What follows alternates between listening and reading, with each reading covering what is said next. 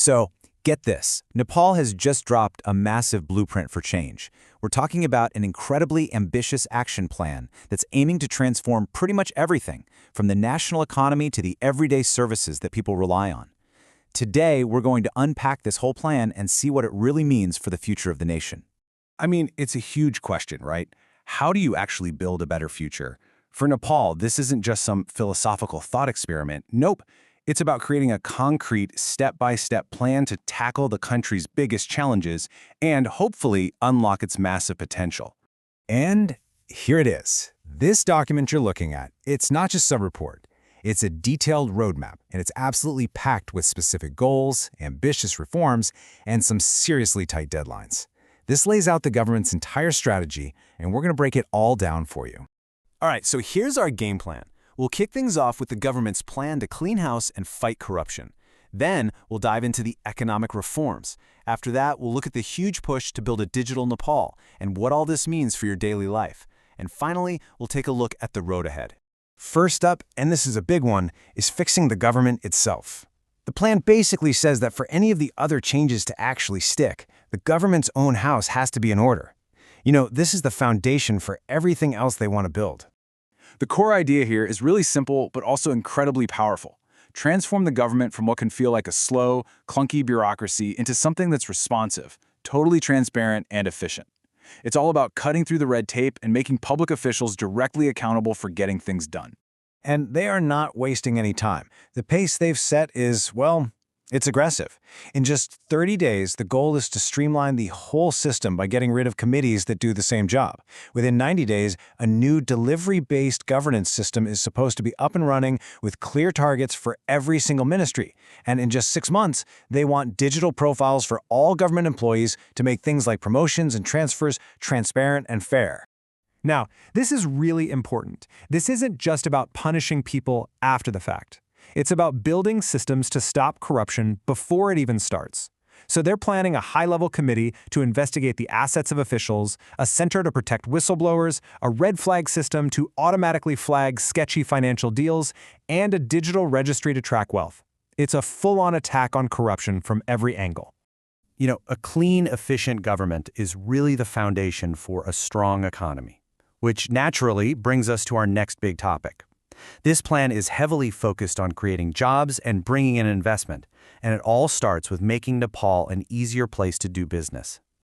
The objective here is crystal clear. Slash the red tape that suffocates so many businesses and just roll out the welcome mat for both local entrepreneurs and foreign investors. It's about turning Nepal into a real hub for innovation and opportunity. To make this happen, they're rolling out something called a Startup Fast Track. This means making it way easier to register a business. And, this is huge, launching a one-door business platform in just 45 days so entrepreneurs can get all their permits in one spot. It also means pushing banks to lend more easily to small businesses and setting up new job and skill training centers all over the country. And it's not just about small businesses. For the big stuff, there's another super tight deadline. In just 90 days, the government wants to create a national project pipeline. Basically, a pre-approved list of major projects, like bridges or power plants, that are ready to go for private investment. The idea is to make it way faster to get these huge projects off the ground. All right, the third pillar of this whole reform plan is a massive digital leap forward.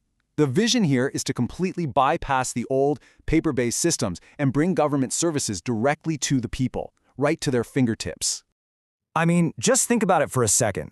No more spending your entire day stuck in a line at some government office.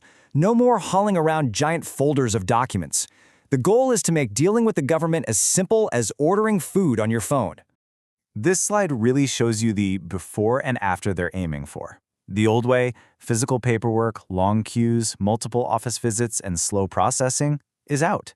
The new way is all about online applications, appointment systems, faceless services you can access from anywhere, and guaranteed timely delivery. It's a total paradigm shift. And some of the specific projects here are genuinely futuristic. I mean, imagine having your official documents delivered right to your door by a government courier service, or being able to legally sign forms just using your national ID and a fingerprint. The plan also calls for a single app for all government services, and within 100 days, a master platform to link all government data together. This is a complete reinvention of how citizens and their government interact. Okay, so we've talked about government and the economy. But what does all of this actually mean for you, for people in their daily lives? Let's dive into the plan's focus on essential things like health, education, and other social services. Right, this is where the rubber meets the road. The whole point is to make sure that people feel a direct, positive change, whether it's a farmer getting better data about their soil or a patient getting easier access to medicine. It's about tangible improvements. And true to form, the timelines here are, wow, they're incredibly ambitious. In just 1 month, they plan to launch a free health portal so people can see where services and medicines are available. Within 2 months, a new law on waste management is supposed to be on the table. And in 3 months, soil health cards are set to be rolled out to farmers to help them boost their harvests. These are quick hits designed to deliver immediate benefits.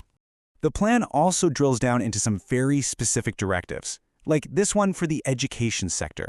It calls for a complete stop to the internal exam system for public school teachers starting from the very next school year. This is a very targeted reform aimed at improving teaching quality and making the whole system more merit-based. So, when you put all these pieces together, what do you get? Well, you get an unbelievably ambitious vision for a new Nepal. The sheer scale and, honestly, the speed of these proposed changes are just staggering. They touch on almost every single aspect of public life. So as this plan starts to roll out, these are really the big questions we all need to be watching. Is this digital dream really going to happen? Can these economic reforms actually spark new growth? Will the anti-corruption drive have real teeth? And maybe the most important question of all, will the average person actually feel a difference in their daily life? And that, of course, brings us to the ultimate question. The blueprint is there, the vision is powerful, and the deadlines are set. It's an incredible plan on paper. But the real test, the ultimate test, will be turning all these ambitious words into real, lasting action. The road ahead for Nepal is definitely challenging, but if this plan works, it could be absolutely transformative. Thanks for joining us.